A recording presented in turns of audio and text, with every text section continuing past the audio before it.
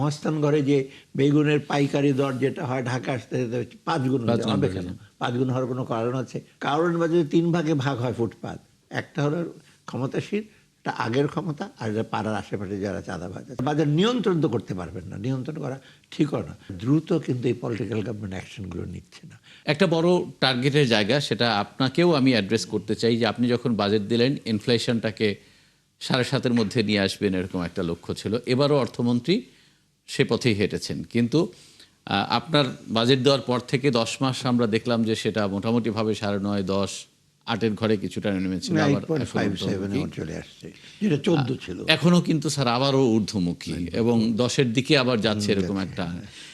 এইটা আসলে আমরা টার্গেটটা যে নেই, আমরা কি বাস্তবিক হিসাব নিকাশগুলো করছি না, করে নিচ্ছি না, নাকি আসলে নেওয়ার জন্য নিচ্ছি?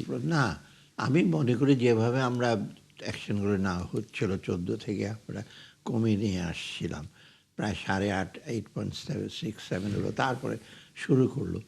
এটা অনেকে শুধু বলে যে মনিটারি পলিসি টাইট হয়েছে, এটার জন্য। না, that's not true. Monetary policy tight হয়েছে, পলিসি রেট বেড়েছে, এটা ঠিক, এটা ডিমান্ড সাইডটা কিছুটা কন্ট্রোল, কিন্তু ইনফ্লেশনটা এটা খুব খালি চাহিদা এবং সাপ্লাই সাইডটা না।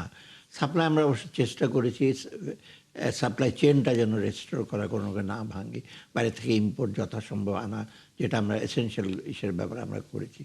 আরেকটা হলো ডায়নামিক্সটা, মার্কেট ডায়নামিক্স। আপনি দেখবেন থাকা সত্ত্বেও, জিনিসপত্র থাকা সত্ত্বেও জিনিসপত্রের দাম বাড়ে। বাংলাদেশে এটা সব, পৃথিবীর কোনো দেশে হয়। এটা একটা হলো কি, এই যে আমাদের যে মার্কেটিং ইস্যুতে যে বেগুন উৎপাদন করে, যে ধরেন আপনার মহাস্থান ঘরে যে বেগুনের পাইকারি দর যেটা হয় ঢাকা আসতে 5 গুণ হবে কেন? 5 গুণ হওয়ার কোনো কারণ আছে? না। বগুড়ার পর আসতে একদম ট্রাকটা ধরবে, সেখানে তাকে কয়েক হাজার টাকা দেবে। গাবতলীতে আসার পর আরেকজন একটু কিছু বলবে। অত এই যে মধ্যস্বত্বভোগী লোকজনের যে দৌরাত্ম্য, হ্যাঁ, মিডলম্যানের দরকার আছে।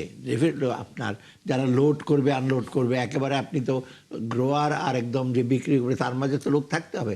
কিন্তু এইটা একটা বড়, এবং এটা ভাঙার জন্য কিন্তু ওই ভোক্তা অধিকার সংস্থা ম্যাজিস্ট্রেট দেওয়া হয় না। এটা জন্য আমি প্রায়ই বলেছি যে ইনফ্লেশনটা কন্ট্রোল করার জন্য কিন্তু একটা রাজনৈতিক এবং এটা একটা প্রেশার গ্রুপ দরকার। এবং পলিটিক্যাল গভর্নমেন্ট সুবিধাকে এমপিরা লোকাল লোক, এমপিরা মনিটর করতে পারে। আমরা দায়িত্ব দিয়েছিলাম ডিসিদেরকে, তাই না? কিন্তু ডিসিরা তো ওটা তাদের মেন প্রাইমারি জব না। তারপরে আপনার লোকাল কমিশনার আছে, তারা আছে, বাজারের আশেপাশে যারা পলিটিক্যাল ইস্যুগুলি তারা করতে পারে। কারণ এটা কিন্তু ইজি পলিটিক্যাল গভর্নমেন্ট। কারণ বাজারে 3 ভাগে ভাগ হয় ফুটপাত। একটা হলো ক্ষমতাসীন, এটা আগের ক্ষমতা, আর এটা পাড়ার আশেপাশে যারা চাঁদাবাজ আছে। আপনি গিয়ে দেখেন, আমি তো কয়েকবার গিয়ে দেখি কেউ ভাগ হয়। অতএব এটা কিন্তু পলিটিক্যাল গভর্নমেন্টের শুধু ওই সাপ্লাই সাইড, ডিমান্ড সাইড সিম্পলভাবে দেখা বাজারটাকে, আর বাজার নিয়ন্ত্রণ তো করতে পারবেন না, নিয়ন্ত্রণ করা ঠিকও না। বাজারটা ডায়নামিক্স চলবে। আপনি বাজার যখন শর্ট পরে বাজারের দাম বাড়বে, কিন্তু শর্টেজ ছাড়াও তো দাম বাড়ে।